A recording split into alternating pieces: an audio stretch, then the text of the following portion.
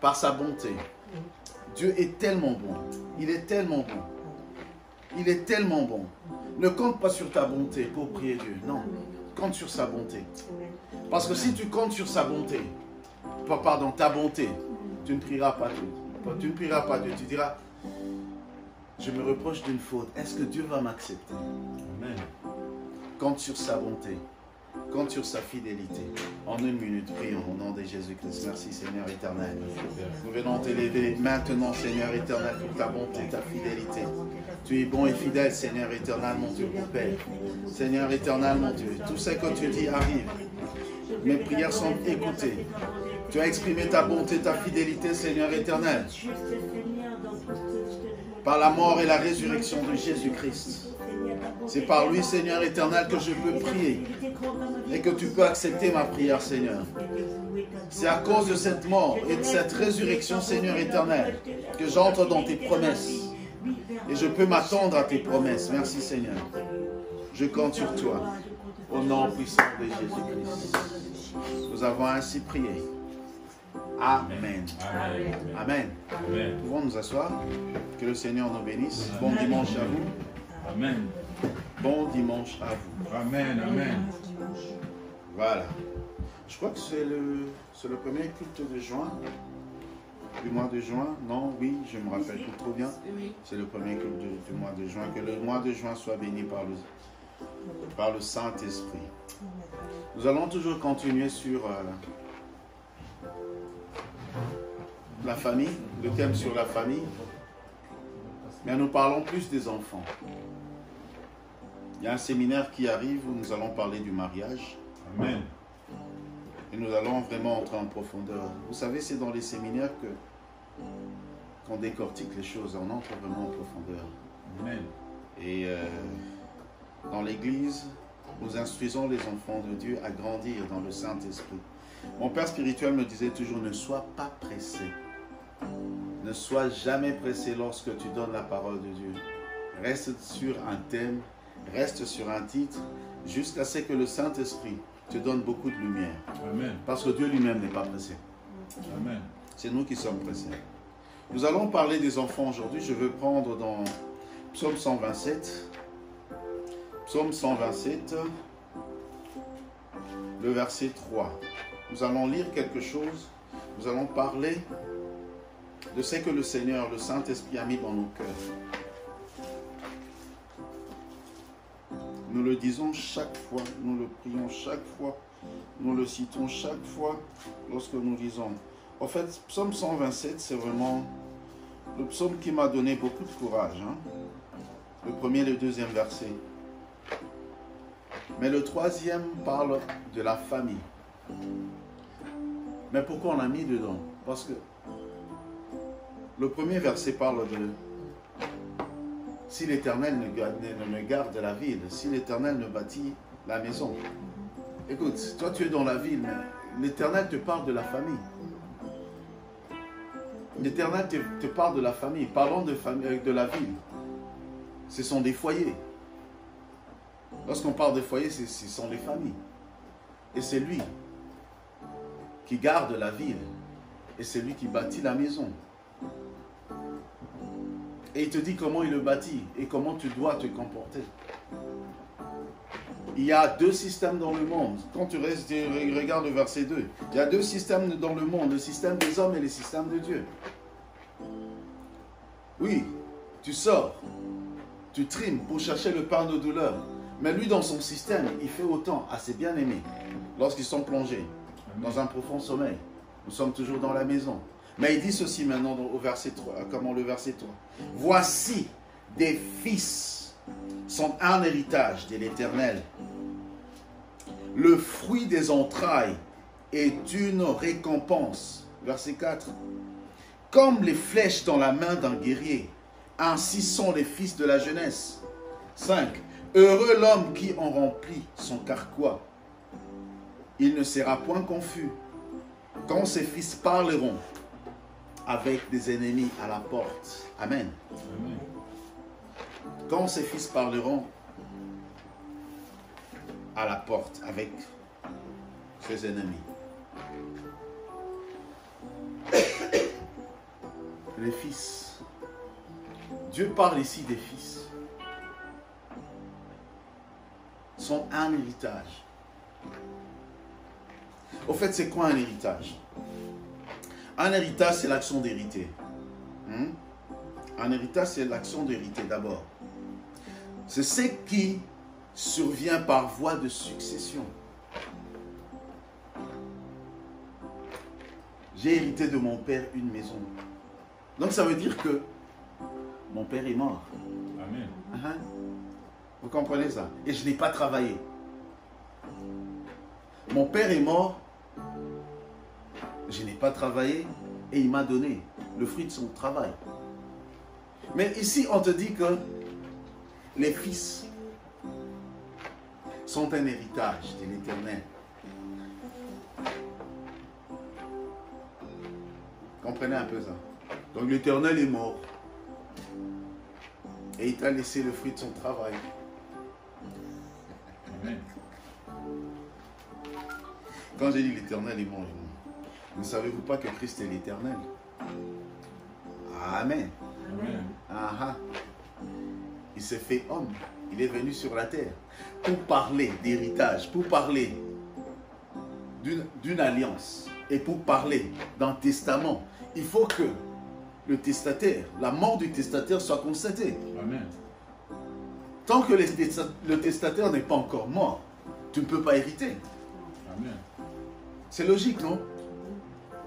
Pour parler, je parle de l'alliance, du testament et de l'héritage. Dieu devait montrer que, écoutez, le monde, selon ma loi, Isaac n'entrera qu'en possession de mon travail si je meurs.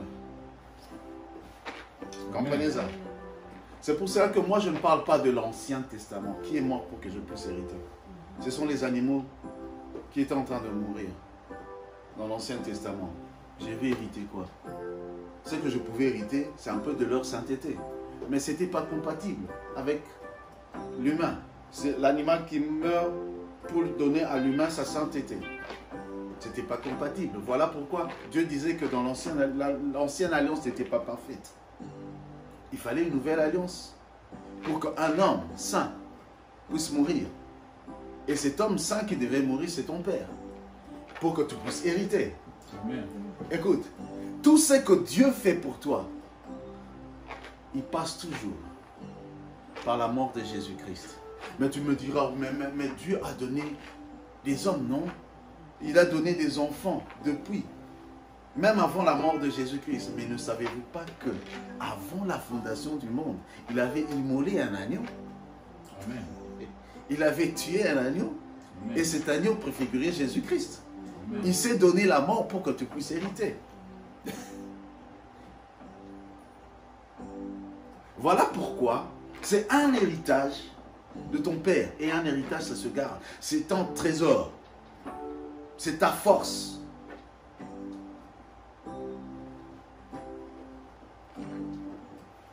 Comprenez? Amen. Et Dieu dit encore, pas seulement que c'est un héritage, hein?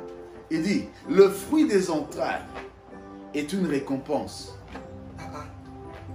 Le fruit des entrailles est une récompense. Maman Babi, ces enfants sont une récompense pour toi. Amen. Mais tu vas te dire, mais une récompense, qu'est-ce que j'ai fait? Parce que la récompense, par définition, c'est un bien matériel ou moral donné ou reçu pour une bonne action ou un service rendu.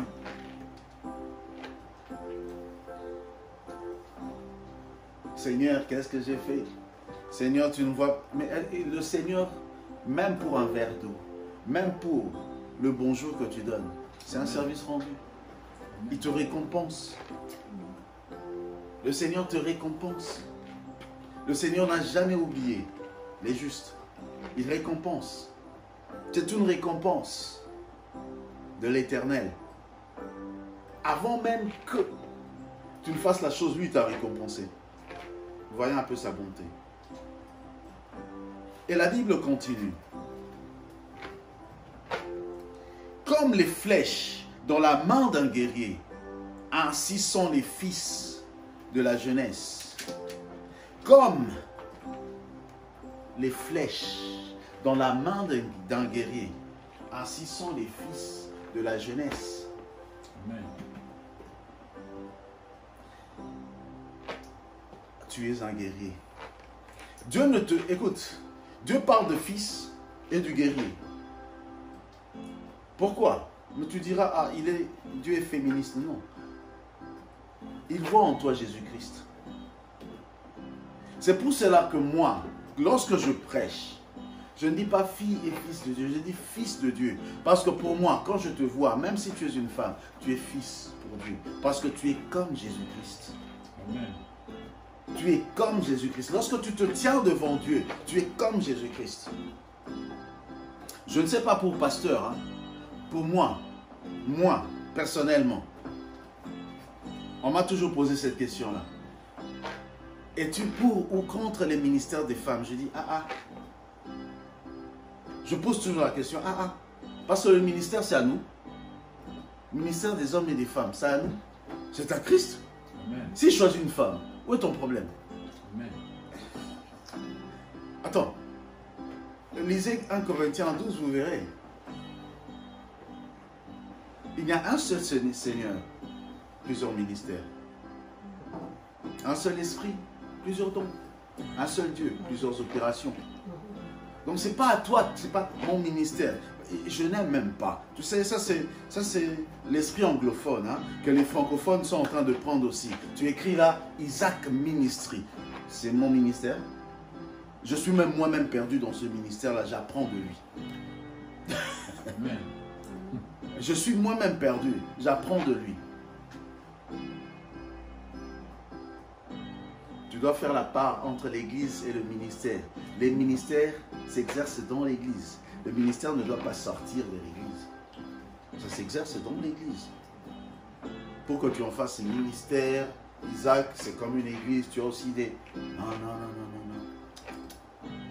Faites très attention. Faites très attention. Ne soyons pas perdus dans ça. Amen.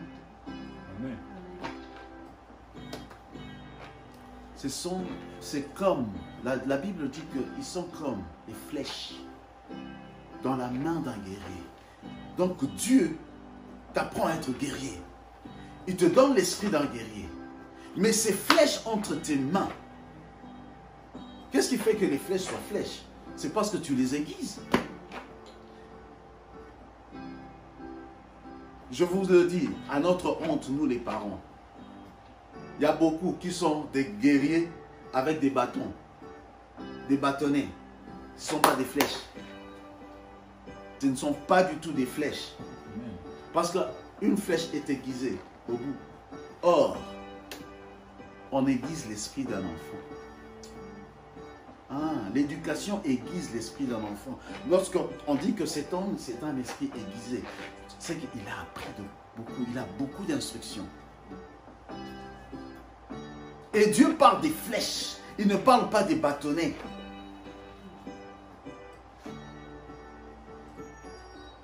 Ils doivent être des flèches. Alors prends ton temps pour aiguiser l'esprit de l'enfant. C'est un devoir que Dieu te donne, c'est ton héritage. Tu dois en prendre soin. Tu dois en prendre soin. Et parlons de fils, c'est ta descendance. Personne de sexe mâle ou quoi, sexe mâle ou féminin. C'est quoi encore en français? Moi c'est plus d'anglais, hein? Male and female. De bas âge.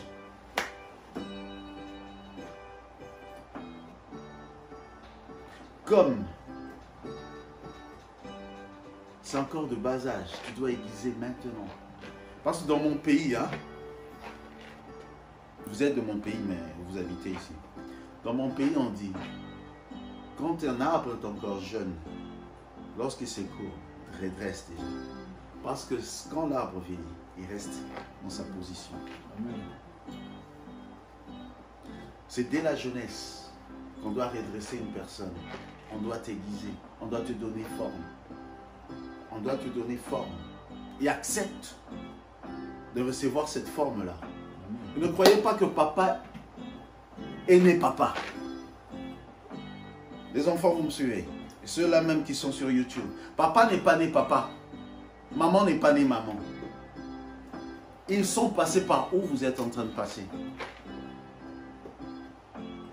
Et ils peuvent mieux vous l'expliquer. Ils peuvent mieux vous encadrer. Amen. Connaître le chemin. Et arpenter le chemin, c'est deux choses différentes. Ah, je connais le chemin, ça doit être... Oh, que c'est juste que Paris, comment on appelle ça? Bordeaux. Ah, c'est le... Comment? Ah, je ne sais pas moi, parce qu'il y a des A. L'autoroute, je ne sais pas moi quoi. Tu es différent de celui qui a déjà pris cette autoroute-là.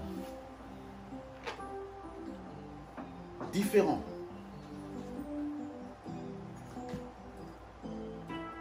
Il peut ne pas connaître comment lire les panneaux, mais il a déjà pris ce chemin-là. Il connaît le chemin. Parce que nous venons de pays où le chemin est encore bon là. C'est droit, on te montre déjà courbe là. Mais je vous dis, si vous allez à Kinshasa, les taximens connaissent le chemin mieux que vous. Ils vont dire, hey, fais attention là, il y a un trou. Où là, cale tout, boum, tu entres déjà. Lui, il connaît le chemin. Il a la cartographie du chemin dans sa tête. Il connaît le chemin. Fais-lui confiance. Parce qu'il prend ce chemin-là depuis. Laissons nos parents nous aiguiser. Laissons les parents nous aiguiser. Parce qu'ils connaissent mieux que vous. Ok? Il dit ceci encore. Heureux l'homme qui en remplit son carquois. Il ne sera pas confus quand ses enfants parleront avec des ennemis à la porte. Heureux l'homme qui en remplit. Le carquois, c'est là où on met les flèches. Tu vois, derrière là, cette poche-là, ce sac-là. Je dis encore, beaucoup ont rempli leur carquois, des bâtonnets. Ce n'est pas le nombre d'enfants. Parce que j'ai beaucoup d'enfants, j'ai ceci. Ce n'est pas le nombre d'enfants qui fait un homme. C'est la qualité, c'est la flèche. Avec une seule flèche, tu peux tuer l'ennemi. Qu'avec 1000 bâtonnets, il se moque de toi. Puis, d'autres ont des cure-dents. Amen. Écoute, il te dit, hein, heureux l'homme qui en remplit son carquois. Parce que ces enfants-là, écoute, on parle de l'homme. On ne parle pas des enfants, on parle de l'homme. Il ne sera pas confus. Quand ses fils à lui parleront avec des ennemis à la porte. C'est à la porte, en ce temps-là, c'est à la porte que se font les jugements. C'est à la porte qu'on apprécie. C'est à la porte qu'on se rend compte. C'est à la porte qu'on connaît la famille. C'est à la porte. Même quand tu lis Proverbe 31, vers la fin là, on te dit que c'est l'homme qui est loué à la place de la femme. Hein? C'est l'homme qui est loué à cause de sa femme. Lui à la porte, lui, toi vraiment, non, toi tu es une bonne femme en tout cas. Non. Chapeau monsieur, chapeau. Et tout le monde te respecte. À cause de qui? De ta femme. C'est à la porte. C'est à la porte. Ne bradez pas votre éducation. Ne bradez pas l'instruction. Vous ne connaissez pas mieux que les parents. Amen. Ne vous en faites pas, nous ne sommes pas entendus. Nous les parents ici. Tu vois? Et ils vont parler contre des ennemis. Écoute, bien que vous soyez une famille, vous avez des ennemis. Des gens qui ne vous aiment pas. Et vous ne les connaissez pas. Souvent, ils sont dans le noir. Ils sont dans les ténèbres. Ils sont cachés, invisibles. Ce n'est pas parce que Christ nous a rachetés, que nous n'avons pas d'ennemis. Nous avons des ennemis. Ils nous haïssent. Parce que leur père nous haït. Parce que nous avons des valeurs que eux-mêmes n'ont pas. Amen. C'est un combat spirituel. Écoute, ne crois pas que tu es venu sur la terre pour aller des plages en plage, d'hôtel en hôtel, des vacances en vacances. Non, non, non. C'est la guerre. Tu es entré en guerre. Lorsque tu es né, c'est la guerre déjà. On doit te protéger. Lorsque tu grandis, on te dit fais attention. Fais attention. Moi, j'étais un tout petit peu, pas trop. J'étais un tout petit peu têtu. Ma mère me disait toujours, le pays n'est pas bon. Le pays n'est pas bon. Fais attention. Toi qui sors, le pays. Je dis, mais attends. Depuis que j'ai grandi, tu me dis toujours que le pays n'est pas bon. Ah, mais c'est lorsque j'ai grandi que j'ai compris, c'est là. Hein. Les gens ne sont pas bons du tout. Les gens ne sont pas bons du tout. Tu feras face à l'hypocrisie. Tu vas dire, ah bon, ce monsieur est un hypocrite. Mais qu'est-ce qu'il fait? Tu veux entrer dans son système, dans sa tête pour comprendre, mais qu'est-ce qui fait qu'il soit haineux? Tu ne vas pas comprendre ça. C'est un esprit. Si tu ne l'as pas, bénis l'Éternel. Bénis l'Éternel. Tu viens de très bons parents. Bénis l'Éternel. Parce qu'ils te donnent aussi leur tard génétique. Hein. Bénis l'Éternel. Oh, je vous dis vrai. Ils vous donnent leur tard génétique. Écoute, si moi aujourd'hui, non, je ne parle pas de William. Si moi aujourd'hui, 15 ans, je suis violent. Je développe la violence de moi-même comme ça. Les enfants que j'aurai seront violents. Je vous dis vrai. C'est l'hérédité. Ils seront violents. Fais attention à ces... Écoute, je connais un homme, j'ai assisté à sa mort, c'est un homme de Dieu, en Afrique du Sud. Un homme bon. Il est mort lorsque son fils avait 3 mois. 3 mois. Maman a dit, Cécile ne connaît pas la personne, mais il connaît la famille. Maman mariée, ses enfants. Mais en grandissant, l'enfant de 3 mois, en grandissant, il avait tous les tics de son père.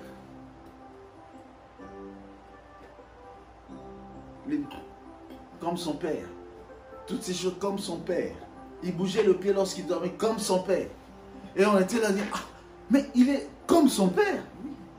Tout ce que tu fais, ce sont des informations que tu fais entrer en toi. Tu vas les reproduire. Fais très attention. Tu es tout le temps boudeur. Tu vas avoir des enfants boudeurs. Fais très attention. Faites très attention.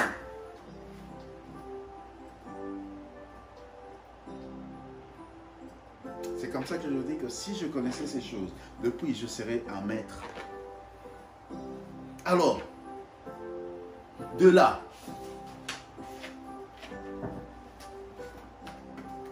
je veux expliquer rapidement ce qui se passe dans la famille. Dieu te donne une famille. Il te donne une société. Il te donne une entreprise. Parce que la famille, c'est une entreprise. Amen. La famille, c'est une entreprise. Monsieur était seul. Il vient entreprendre quelque chose avec madame. Faisons ceci. Ayons des enfants. Allons telle place. 2 personnes ne peuvent jamais faire route ensemble sans qu'ils puissent s'entendre au préalable. C'est un principe. Ils entreprennent quelque chose. Ils entreprennent quelque chose. Parce que, je ne sais pas, le français peut-être est une langue que l'Africain ne maîtrise pas très bien aussi, parce que ce n'est pas aussi notre langue. J'ai entendu quelqu'un dire, ah, l'église c'est une entreprise. Ce sont les entreprises qui sont... Mais l'église c'est une entreprise. Ça vient de Dieu. C'est l'entreprise de Dieu. Il a entrepris quelque chose. Il a commencé quelque chose. Il y a une organisation dans l'église. Il y a des activités dans l'église. C'est une entreprise. Je ne sais pas. Pour lui, il voulait dire c'est un gagne-pain pour les pasteurs, je ne sais pas. Mais c'est une entreprise. Comme la famille est une entreprise. La famille doit grandir. La famille doit être forte. Et si monsieur, madame ne sont pas des bonnes personnes et ils ne comprennent pas Dieu, beaucoup ont échoué parce qu'ils n'ont pas eu la connaissance de l'entreprise de Dieu. Ils se sont dit seulement, marions-nous. Les gens parlent aussi trop. Marions-nous. Ils se marient. Ça dépend des cultures. Hein? Ça dépend des cultures. Peut-être ici, chez les Occidentaux, surtout les stars. Ils se marient juste pour avoir de belles robes. Ma robe de mariée sera ceci, par fantasme. Hein? Je vais me marier. Le jour de mon mariage, ça sera ceci, cela. Et parce que monsieur et madame ne savaient même pas ce que c'est le mariage, ils se retrouvent 2, 3 mois, une année divorcés. Vous voyez un peu. Alors c'est l'entreprise de Dieu. Avec les notices de Dieu. Et il a montré ces choses, comment ça se fait. Même chez Dieu, il y a de l'ordre. Il dit, Dieu est le chef de Christ. Christ est le chef de l'homme. L'homme est le chef de la femme. Amen. Christ est Dieu. Là, il y a une interaction qu'on comprend bien. Mais le problème, c'est l'homme et la femme. Ils ne se comprennent pas. C'est là où ils ne se comprennent pas. Parce qu'ils veulent sortir des lois de Dieu. Comment un homme peut être violent envers sa femme? Parce que c'est lui-même. Oh, bien aimé, je veux vous dire une chose. Toi, femme, tu es un homme au féminin. Et toi aussi, homme, tu es une femme au masculin. Quand Adam a vu Ève, il a dit, c'est l'os de mes os, la chair de ma chair. Et j'entends des gens demander, poser la question, quand est-ce qu'on a créé Ève? Mais on a créé Ève le jour qu'on a créé Adam. Il était en Adam. Il n'a fait que séparer après. Il était en Adam. C'était une personne. Et lorsqu'on a séparé, monsieur dit, cette fois-ci, j'ai l'os de mes os, la chair de ma chair, on l'appellera femme. On l'appellera femme parce qu'elle vient de moi. C'est moi au féminin. Et toi au féminin, c'est comme si Isaac, hein, devant le miroir, il commence à se donner des coups. Il s'insulte.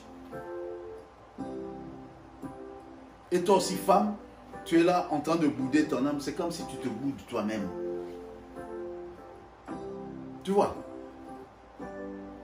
Par manque de loi de l'Éternel, ce maillon-là devient un maillon faible. Parce que Dieu et Christ, c'est comme ça. Ils sont unis. Mais l'homme et la femme, maintenant, c'est... Ah, laisse-moi tranquille. Ah, ceci. Vous êtes une personne. C'est pas parce que tu es né de... Ça, c'est le mystère de Dieu. C'est pas parce que tu es né dans une famille, peut-être membre, moi je suis né chez les Sakata. Non. Dieu est esprit, il sait les choses, il sait comment faire les choses. C'est toi au féminin. Ah, voici cette fois-ci. Nous sommes des menteurs lorsque tu vas là. Moi j'ai souvent assisté à ça. Hein, et j'ai marié des gens. Et je ne te ferai pas mal. Je ferai ceci, fais entrer l'anneau. Je te promets d'être. Tu le regardes là, après tu dis, mais tu avais promis, non? L'homme. Je vous dis,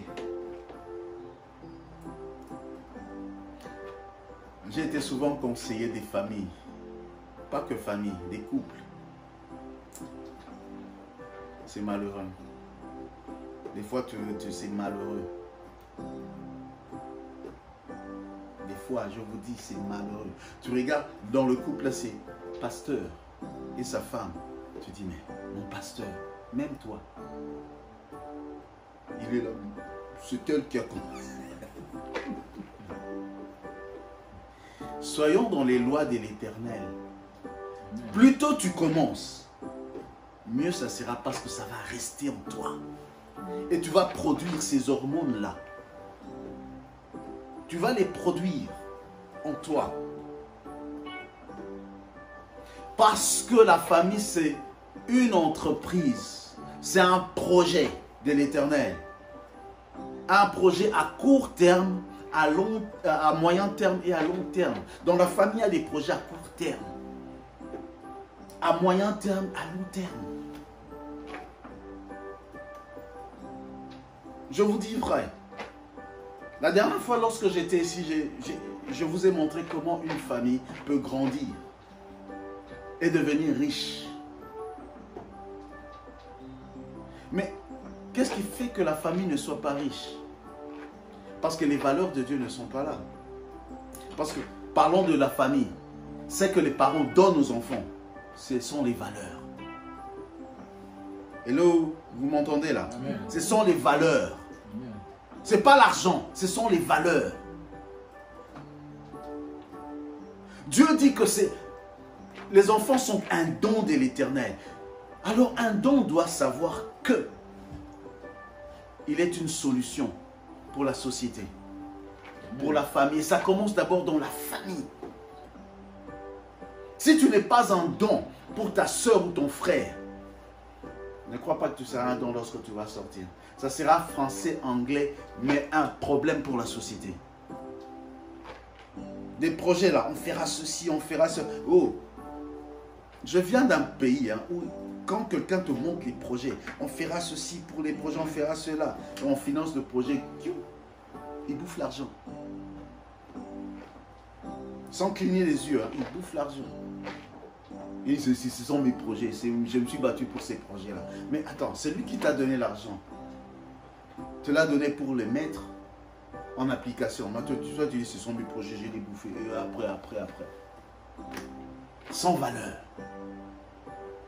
Tu n'as pas de valeurs. Ce sont les valeurs qu'on donne. Écoutez, lisons dans Psaume. Juste, va le chapitre suivant là. Tu peux lire tous les chapitres, mais je veux prendre le verset 3, 128, Psaume 128. Ta femme est comme une vigne féconde à l'intérieur de ta maison. Tes fils sont comme des plants d'olivier, autour de ta table. Tu dois avoir une culture dans ta maison, bien-aimé. Vois ta femme comme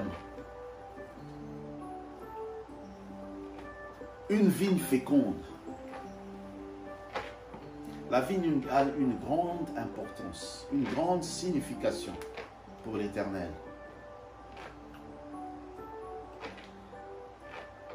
Symbole de fécondité, symbole du Saint-Esprit. La vigne donne les raisins tu as le vin, symbole du Saint-Esprit. Et lui-même dit que, Christ dit que je suis le sarment. Donc, le pied de la vigne. Et nous sommes, je suis le cep, je veux dire, le pied de la vigne. Et nous sommes des sarments, des branches. C'est à nous de donner des fruits. Mais vois ta femme comme, là encore, on va parler de ça. C'est un mystère. C'est un mystère. C'est un mystère. Je vous donne l'avant-goût. Aimez votre maman. Ou aimez vos mamans. Elle est symbole de richesse dans la maison. Elle est symbole de richesse dans la maison. Aimez-vous, vous, femmes. Parce que ceux-là qui minimisent la femme, je ne sais pas s'ils sont intelligents, s'ils ont l'intelligence de Dieu. Dieu protège la femme. Voilà pourquoi il a mis toutes ces lois pour la femme. Mais beaucoup ne comprennent pas ça. Ils les changent dans leur tradition. Ils minimisent la femme. Non, on protège la femme. Tu sais pourquoi? C'est elle la matrice. C'est elle la productrice. C'est elle qui produit tout à la maison. C'est spirituel. C'est spirituel. Oh. C'est la femme qui te... Toi, l'homme, avec la femme, c'est la femme qui te reproduit. Je ne sais pas si vous comprenez. Amen. C'est la femme qui te reproduit en plusieurs.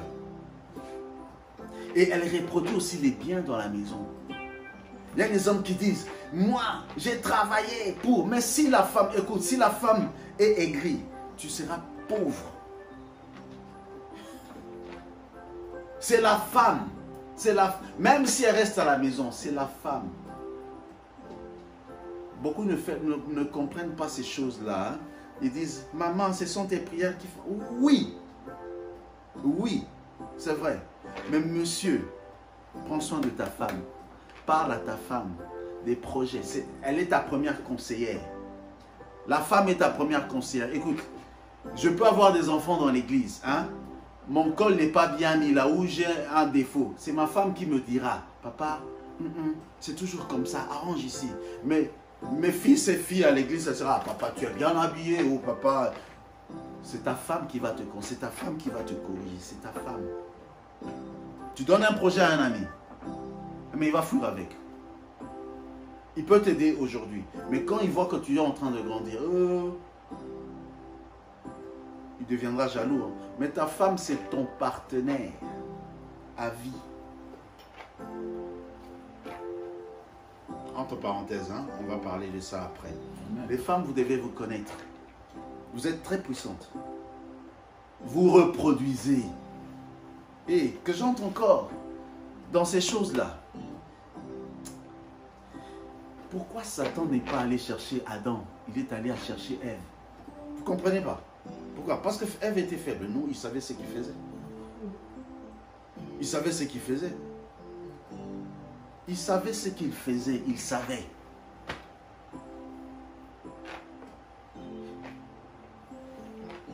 Pourquoi si on veut détruire une société, on va vers la femme? Ils savent ce qu'ils font. Ils savent. Peut-être le rebelle ne saura pas, mais l'esprit qui est derrière sait.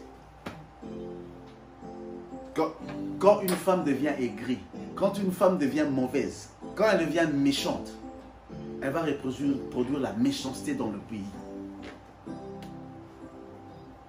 Regarde la Bible. Dieu ne dit pas, tu ne laisseras pas vivre le sorcier. Il dit, tu ne laisseras pas vivre la sorcière. Parce que quand on devient déjà sorcière, c'est fini, elle va rire. Et vous dites, Dieu n'aime pas. Non, non, non, il vous protège, il sait ce que c'est. La femme est très puissante. Peut-être sexe faible, oui, mais vous êtes la pièce maîtresse même de la société. Les femmes, éduquer une femme, c'est éduquer une société. Mais tu me diras, oh, c'est pas biblique. Je te dis que c'est biblique. La sage femme bâtit sa maison. Or, les maisons, c'est quoi? La société, nous. Le mal commence où? À la maison. C'est pas dans la société. C'est dans la maison d'abord. C'est une mauvaise société parce que les maisons ont mal éduqué leurs enfants. C'est tout. Ce sont les valeurs que nous recherchons. Écoute, la valeur, c'est en quoi une personne est digne d'estime. C'est question d'estime là maintenant. On doit t'estimer. On doit t'estimer. Les enfants, écoutez, William, arrête un peu. On doit t'estimer. On doit t'estimer. Tu dois avoir des valeurs. Alors, c'est comme ça que dans la maison, tu vas continuer après, non, t'en fais pas. Dans la maison, écoute, la politesse s'apprend dans la maison. La ponctualité dans la maison. La sagesse dans la maison. Je sais pas, la prudence, la tempérance. Toutes ces choses dans la maison. C'est pas à l'école. On ne peut pas t'apprendre ça. Monsieur n'a pas le temps de te l'apprendre à l'école. Lui vient avec ses maths, il te fourre les mathématiques dans ta tête, c'est tout. Mais il attend de toi quelque chose. La chose doit venir de ta maison. Que tu puisses être obéissant. C'est à la maison que tu peux apprendre ces choses. Si tu ne l'apprends pas, alors ne t'étonne pas que lorsque tu sors, tu trouves l'injustice dehors. La justice, ça prend à la maison. C'est à la maison. Amen. La vaisselle, la lessive, toutes ces tâches ménagères, ça prenne à la maison, c'est pas dehors. Je me souviens que lorsqu'on grandissait, William, tu peux continuer. Lorsqu'on grandissait, ma mère me disait toujours, apprends, moi j'ai appris, j'ai toujours dit à ma femme que j'ai appris à repasser à l'âge de 8 ans. J'ai repassé d'abord les mouchoirs de papa. Après, c'était les chemises, hein, les chemises de papa. Il doit suivre aussi, il doit le suivre. Tu es là en train de... Et en ce temps-là, il n'y avait pas de fer à vapeur. Hein. Fer électrique, oui, mais la vapeur pour enlever, non, il n'y avait pas. Hein. Il n'y avait pas. Mais maman nous poussait toujours, même parce qu'on n'avait qu'une seule fille. La dernière est venue après. Donc, on est une famille de 7, donc 5 garçons et 2 filles. On faisait les tâches ménagères. Maman nous apprenait ces choses. Lorsqu'on a un tout petit peu grandi, elle nous a appris à préparer. Elle te disait, tu ne sais pas ce que te réserve la vie. Et je ne savais pas qu'à 31 ans, j'allais partir en Afrique du Sud et être seul en Afrique du Sud. Je vous dis, beaucoup sont en train de trimer en Afrique du Sud. Tu sais ce qu'ils font? Tu sais ce qu'ils font? Soit ils ont un boulot et ils vont dans les restaurants africains manger. Ça leur coûte. Ça leur coûte. Ça, c'est maintenant qu'ils le font. Mais lorsque moi je suis arrivé, mais c'était une honte, mais je dois le dire ici, une honte. Les hommes, écoute, les femmes sud-africaines, même les vieilles, hein, ne me disent pas « Bonjour maman », elle va t'insulter, elle va dire « Moi je suis ta mère ». Elle se prend pour une jeune fille. Donc, éligible pour être aimée aussi par toi. Et les jeunes garçons, c'était quoi? Congolais. Comme ils étaient beaux et autres. Ils font le Mario là-dedans, ils entrent. Une vieille femme. Juste pour le manger. Juste pour le manger. Et tu entends le quinoa là dire, hé, moi, pour manger même. Je dis, tu es entré là pour manger seulement. Tu as bradé ton éducation pour ça. Ah, mais toi, comment tu es? Moi, je prépare. Moi, je prépare. Les choses, lorsque je suis arrivé, c'était moins cher. La vie a vraiment changé. Maman te dit déjà, la première chose, lorsque tu arrives, n'achète pas une télé. Achète un frigo. Après le frigo, le micro-ondes. Après le micro-ondes, parce que la cuisine, tu trouves là déjà. La télé vient après. Tu sais, nous, Quinois, c'est quoi? Si ce n'est pas les habits, télé, c'est qu'on achète. Après, tu commences à réfléchir, je vais aller manger. Pourquoi? Parce que tu n'as pas été formé. Tu ne l'as pas reçu dans ta maison. Et tu es passé quelque part par manque de cette éducation-là. Tu allais vendre ta vie. Parce que nous vendons nos vies. Hein. Satan, c'est un commerçant. Il achète les âmes. En dehors, je vous dis, en dehors de cette maison, là dehors, ne crois pas que le monsieur qui passe sur la rue est bon. Hein. Tu ne sais pas les pactes qu'il a avec Satan. Et même s'il n'en a pas, c'est un agent que Satan peut utiliser quand il veut. Quand il veut. Faisons très attention, quand il veut. Voilà pourquoi tu dois toujours faire attention à l'instruction que Dieu te donne. Dieu te donne des instructions. Garde les instructions. Les instructions se donnent à la maison. Tu as instruit tes enfants à la maison. C'est nous maintenant. Parce que le père, c'est un leader. La mère aussi, c'est un leader. Mais sachez que les enfants feront tout ce que les leaders font. Si les leaders tombent, ils vont aussi tomber. Si les leaders se redressent, ils se redressent aussi. Mais je vous dis, c'est la partie la plus difficile, redresser. Parce que construire est très difficile. Construire est très difficile. Est-ce que nous pouvons lire Proverbe Je vais arrêter là dans pas longtemps. Proverbe. Proverbe 22, verset 6. Proverbe 22, verset 6. Après, je vais lire Proverbe 23, le verset 12. Proverbe 22, verset 6. Instruis l'enfant selon la voie qu'il doit suivre, et quand il sera vieux, il ne s'en détournera pas. On instruit l'enfant. Instruis ta fille, ton fils, selon la voie qu'il doit suivre. Amen. Et il ne s'en détournera pas lorsqu'il sera vieux. Non, Dieu n'attend pas que tu deviennes vieux. Est-ce que tu t'en es détourné? Non, c'est pendant. Maman restera maman. Acceptez-le. Même quand tu es marié, elle va toujours t'appeler. Maman, papa, ça va là-bas? Hein? Tu es malade, mais prends ceci. Mais maman, je sais qu'il faut prendre ça. Elle va suivre. Ne néglige pas ses instructions. C'est comme ça. Ne soyez pas comme ceux-là, hein, parce qu'ici, c'est... Nous, on est aussi comme ça, hein, changeons un peu. Madaron, elle en fait un peu trop. Non, elle doit faire ça. Toi aussi, tu seras parent. Tu seras maman, tu seras papa.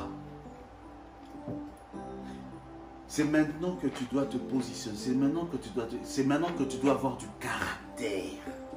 Le caractère. Les parents font tout pour toi. Avec les moyens naturels qu'ils ont. Je ne sais pas si on se comprend. Avec les moyens naturels qu'ils ont, pour te donner la politesse, le respect, toutes ces choses-là, toutes les valeurs, toutes les vertus. Au fait, tu as besoin des vertus. Et les vertus, c'est ça la force de ton âme. Les vertus, c'est la force de... Écoute, pour les gens qui connaissent Dieu, qui sont évolués, moi, on m'a appris une chose. J'étais encore au Congo. Le blanc ne va pas te craindre parce que tu as de l'argent. Il va te craindre parce que tu as une probité morale. Oui. Pourquoi? Parce qu'ils sont passés par le christianisme.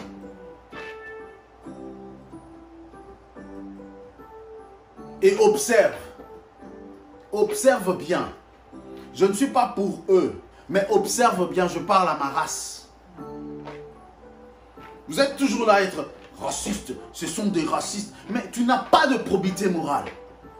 Tu n'as pas de force dans ton âme. Comment on va te craindre? Comment on va te craindre?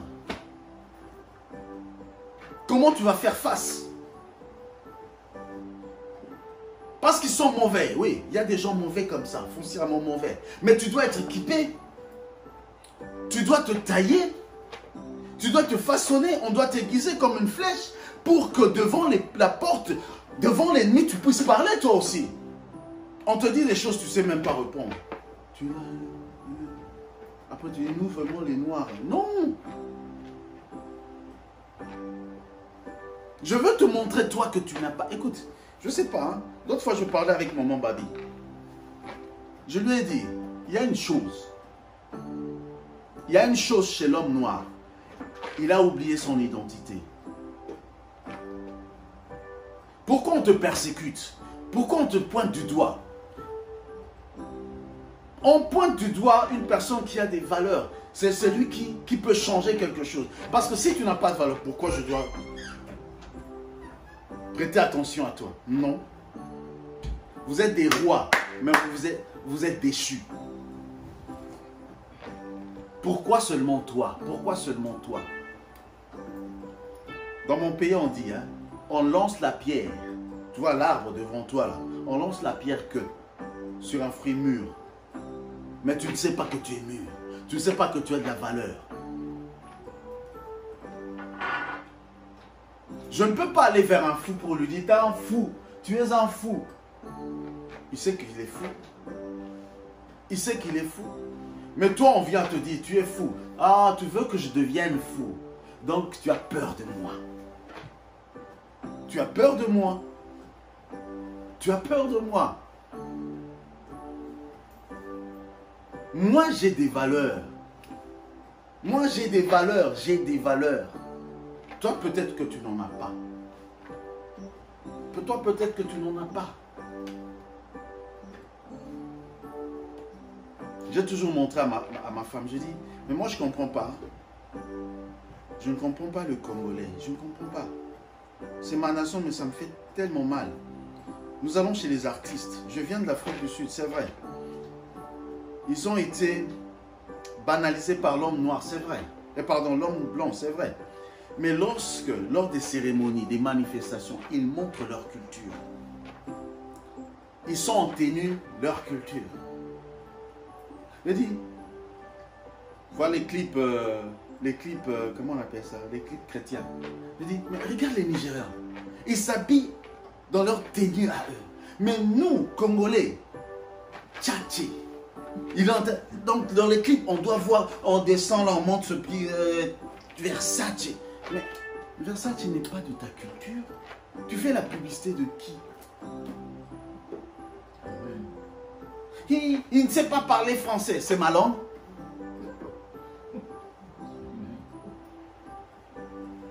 C'est pas ma langue.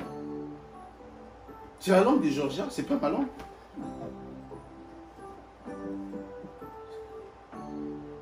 Moi, mon problème, c'est de m'exprimer. Je vais m'exprimer, tu vas me comprendre, c'est tout. Mais dans ma société là-bas, il ne sait pas parler français. Mais tous ceux-là qui parlent français ont détruit mon pays. Pourquoi? Parce qu'ils n'ont pas eu des valeurs dans leur famille. Ils volent et ils s'enorgueillent. On donne le nom à un député honorable, mais il n'y a pas d'honneur en lui. Il a 3-4 femmes connues. Il vole l'argent de l'État et c'est connu de tout le monde. Il défend ce qu'il ne peut pas. Pourquoi? Parce qu'il y a de la bassesse dans la société. Voilà pourquoi les méchants courent les rues. Et Dieu attend seulement qu'on rétablit les choses, c'est tout. Vous êtes là, ah, Dieu, pourquoi il a laissé le Congo? Mais attendez, je vous ai tout donné dans vos familles. Vous avez tout détruit. Tout détruit. Moi, je ne savais pas ces choses. En sortant du Congo, avant même de sortir, j'ai appris qu'il y a des familles qui vivent comme ça. Leur fille sort pour se prostituer. Et toi qui étudies, tu vas à l'école, tu demandes de l'argent, tu dis moins que rien. Moins que rien. Parce que tu n'apportes rien à la maison. Mais le principe biblique dit quoi? C'est aux parents de pouvoir pour les enfants.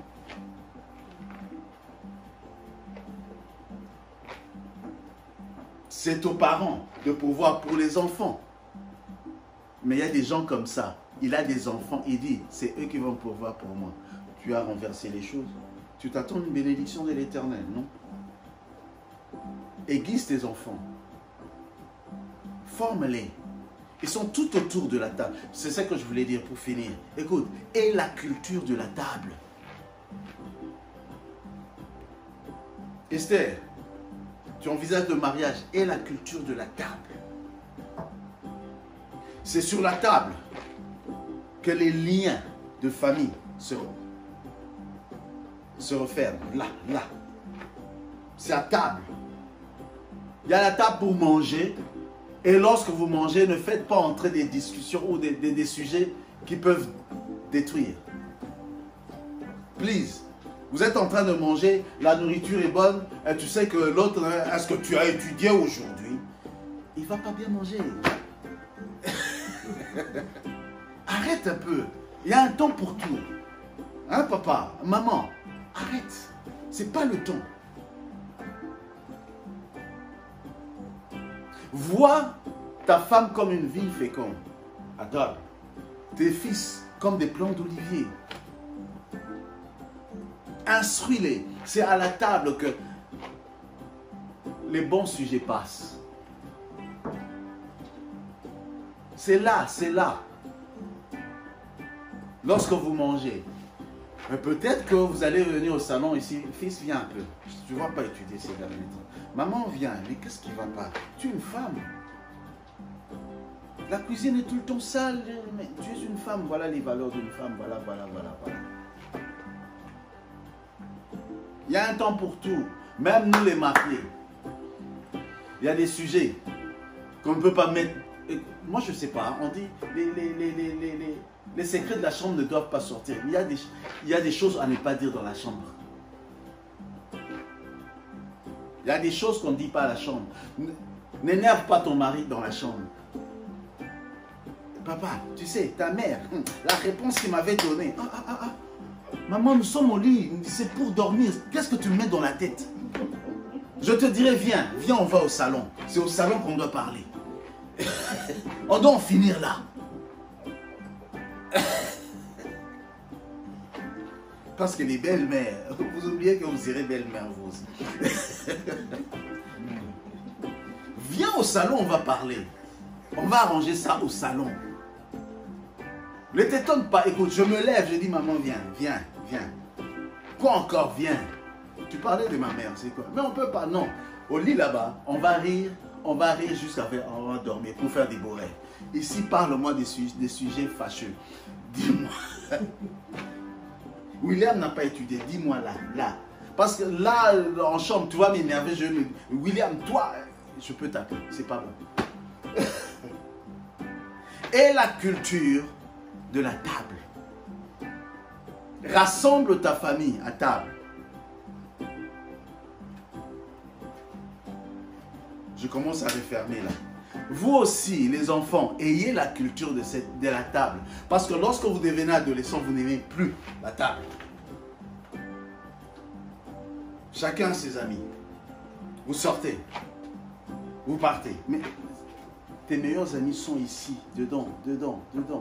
Parce que je n'ai pas voulu aborder le sujet spirituel aussi. Tes amis sont là-dedans. Là-dedans. Quand tu as la tempérance, c'est envers ta soeur, envers ton frère. La bonté, c'est envers lui d'abord. Et lorsque tu vas aller dans les fruits de l'esprit maintenant, ce truc naturel pour devenir surnaturel, ça c'est le Saint-Esprit. Même le Saint-Esprit aussi éduque. Galates 5, 23. Le fruit de l'esprit, c'est. Tu vas voir la tempérance dedans, la bienveillance dedans. Tu n'es pas bienveillant envers ta famille, envers ton frère, ta soeur. Elle dort, tu ne sais même pas. Pourquoi elle dort à cette heure-là? Est-ce qu'elle a mangé? Tu ne sais même pas. Tu ne sais pas. Comme je dis l'autre fois. Oui, Georgia, je ne sais pas où elle est. Je pense qu'elle doit être. Parce que vous devez être liés. Vous devez être liés. C'est comme, nous aussi les parents. Parce que vous dites, vous les parents, nous aussi les parents. Maman, où est papa? Je ne sais pas où il est allé. L'enfant va aux yeux se dire, mais qu'est-ce qui se passe entre les deux? Tu dois savoir où est parti ton mari. Tu dois savoir, écoute, la famille est sacrée. Et si tu n'as pas la notion de famille, tu n'es pas un leader. Tu ne pourras pas être un leader. Je m'arrête là. Que le Seigneur nous bénisse. Amen. Voilà.